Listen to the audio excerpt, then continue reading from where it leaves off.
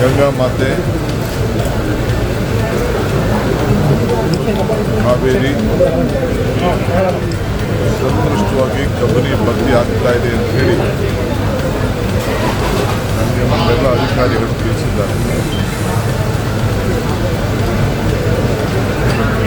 ಪ್ರಕೃತಿ ಯಾವತ್ತೂ ಕೂಡ ಯಾರ ಸ್ವತ್ತಲ್ಲ.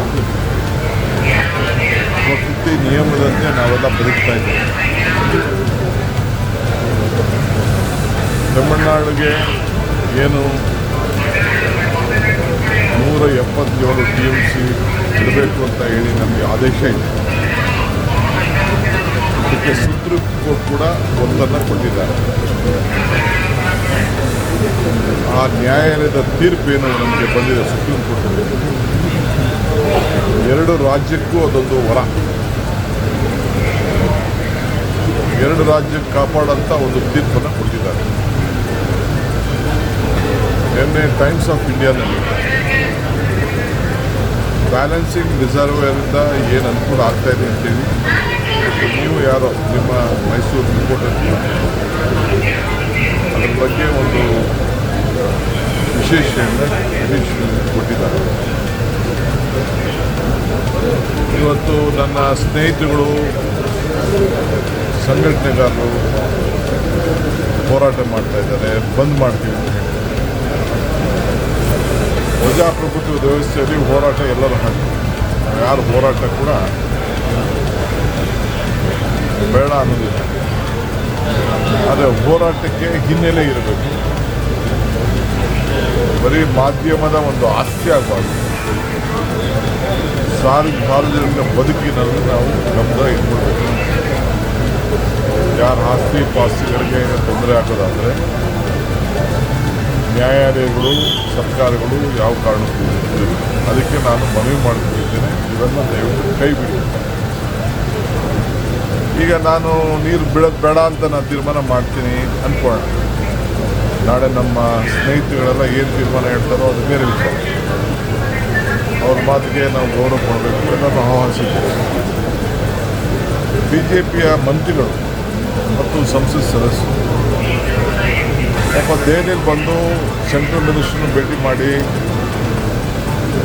ಅವತ್ತಿನ ಪರಿಸ್ಥಿತಿಗೆ ಯಾವ ರೀತಿ ತೊಂದರೆ ಇತ್ತು ಅನ್ನೋದನ್ನು ಪಾಪ ಅವರು ಕೂಡ ಸಹಕಾರ ಕೊಟ್ಟಿದ್ದಾರೆ. ಪ್ರಹ್ಲಾದ್ ಜೋಶಿ ಅವರ ಮುಖಂಡರಲ್ಲಿ ನಾನು ಶೆಟ್ಟರ್ ಅವ್ರಿಗೆ, ಬೊಮ್ಮಾಯಿಯವ್ರಿಗೆ, ಸಿದ್ದರಾಮಯ್ಯ ಎಲ್ಲರೂ ಕೂಡ ನಾನು ಏನು ವಾಸ್ತವಾಂಶ ತಿಳಿಸಿದ್ದೇನೆ. ಅವರು ಅವರ ಪ್ರಾಮಾಣಿಕವಾದ ಪ್ರಯತ್ನವನ್ನು ಮಾಡಿದ್ದಾರೆ. ಆದರೆ ಸೆಂಟ್ರಲ್ ಅಥಾರಿಟಿ, ಮ್ಯಾನೇಜ್ಮೆಂಟ್ ಅಥಾರಿಟಿ ಅವರು ಕೂಡ ಯಾವುದ್ಯಾವುದು ಡ್ಯಾಮ್ಗಳಲ್ಲಿ ಎಷ್ಟೆಷ್ಟು ನೀರು ಬರ್ತಾ ಇದೆ ಅಂತೇಳಿ ಅವ್ರಿಗೆಲ್ಲ ಮಾಹಿತಿ ಇದೆ. ಯಾರನ್ನು ಮುಚ್ಚಿ ಕೊಡಲಿಕ್ಕೆ ಸಾಧ್ಯ ಇಲ್ಲ. ನಿಮಗೆ ಬೇರೆ ಸಂದರ್ಭಕ್ಕೂ ಈಗ ಕೊಟ್ಟಿರೋದು ನಿಮ್ಗೆ ಅರ್ಧನೂ ಕೊಟ್ಟಿಲ್ಲ ಅಂತೇಳಿ ಅವರು ನಮ್ಮ ಅಥಾರಿಟಿಯಲ್ಲಿ ನಮ್ಮ ಅಪ್ಲಿಕೇಶನ್ ರಿಲೀಸ್ ಮಾಡ್ತಾರೆ. ಈಗ ನಾನು ಬಿಡುವುದಿಲ್ಲ ಅಂತ ನಾನಾಗಲಿ, ಯತೀಂದ್ರಾಗಲಿ, ಸಂಘಟನೆಗಾರರಾಗಲಿ ನಾವೆಲ್ಲ ಹೇಳಿದ್ರೆ ನೀರನ್ನ ಹಿಡ್ಕೊಂಡು ನಮ್ಮ ಕೈಲಿ ಆಗೋದಿಲ್ಲ. 1 ಗಂಟೆನೋ 1.5 ಗಂಟೆನೋ ಡ್ಯಾಮು ತುಂಬುತ್ತಾ ಇದೆ ಅಂತೇಳಿ ನನಗೆ ವರದಿ ಬಂದಿದೆ. ಹಿಡ್ಲಿಕ್ಕೆ ಸಾಧ್ಯನೇ? ಹೋರಾಟಗಾರರು ಹೋಗಲ್ಲಿ ಮಲಗ್ಲಿಕ್ಕೆ ಸಾಧ್ಯನೇ? ಹಾಗಂತ ನೀರು ಬಿಡುವುದಿಲ್ಲ ಅಂತೇಳಿ ದಯವಿಟ್ಟು ಹೋರಾಟಗಾರರು ಯಾರು ಹೋಗಬಾರ್ದು, ಅಲ್ಲಿ ನೀರನ್ನ ಹಿಡ್ಕೊಳ್ಳೋಕ್ಕೂ ಪ್ರಯತ್ನ ಪಡಬಾರ್ದು. ನೀರು ಇಟ್ಕೊಂಡ್ರೆ ನಾವೆಲ್ಲ ಕೊಚ್ಚೊಟ್ಟೋಗ್ತೀವಿ. ನ್ಯಾಯಾಲಯಕ್ಕೂ ಗೌರವ ಕೊಡಬೇಕು, ರೈತರನ್ನು ಬದುಕಿಸಬೇಕು. ಈ ರಾಜ್ಯದ ರೈತರ ಹಿತ ಕಾಪಾಡಲು ನಮ್ಮ ಬದ್ಧತೆ ಇದೆ. ಬಂಗಾರಪ್ಪನವ್ರ ಕಾಲದಿಂದ, SM ಕೃಷ್ಣವ್ರ ಕಾಲದಿಂದ, ಸಿದ್ದರಾಮಯ್ಯವ್ರ ಕಾಲದಿಂದ ಮತ್ತು ದೇವೇಗೌಡರು ಕಾಲದಿಂದ ಹಿಡಿದು BJP ಸರ್ಕಾರ ಇದ್ದಾಗ ಇಂಥ ಸಂಕಟದ ಪರಿಸ್ಥಿತಿಯಲ್ಲಿ ಅವರು ಅನೇಕ ತೀರ್ಮಾನಗಳನ್ನು ರಾಜ್ಯದ ಹಿತಕ್ಕೆ ತೆಗೆದುಕೊಂಡಿದ್ದಾರೆ. ನಾನು ಅವ್ರು ಮಾಡಿದ ಸರಿ